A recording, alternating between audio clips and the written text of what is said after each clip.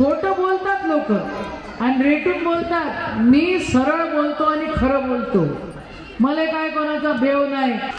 तुमच्या आशीर्वादानं कोविडच्या नंतर कोविडच्या पिरियड मध्ये मला पालकमंत्री पद भेटलं आणि सर्वात मोठं मेडिकल कॉलेज हे नांदगाव पेठ मध्ये आपण आणलं की नाही आणलं?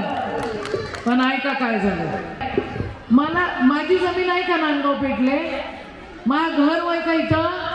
माझं घर अमरावतीला आहे एक, आणि एक घर आहे माझ्या मोजरीला। नांदगाव पेठ पण माझंच गाव आहे, आता कोणाच्याही घरी गेली तर माझंच घर आहे।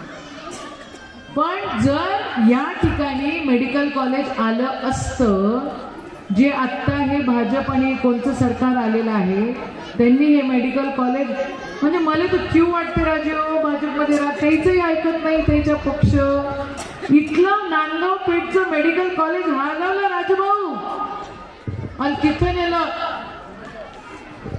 तिथं बडनेराला नेलं, कोणाचे प्लॉट आहे म्हणते त्याची किंमत वाढवासाठी नेलं। मग तुमचा फायदा झाला की नुकसान? जमिनीची किंमत तुमची वाढली असती की त्याची? नांदगाव पेठची जमिनीची किंमत वाढली असती, एक एक घराची किंमत वाढली असती। हे चोर लोक ज्यांना फक्त जातीचं सर्टिफिकेट नाही चोरलं पण तुमच्या जमिनीचे भाव पण चोरले, यायले तुम्ही वाव द्याल काय?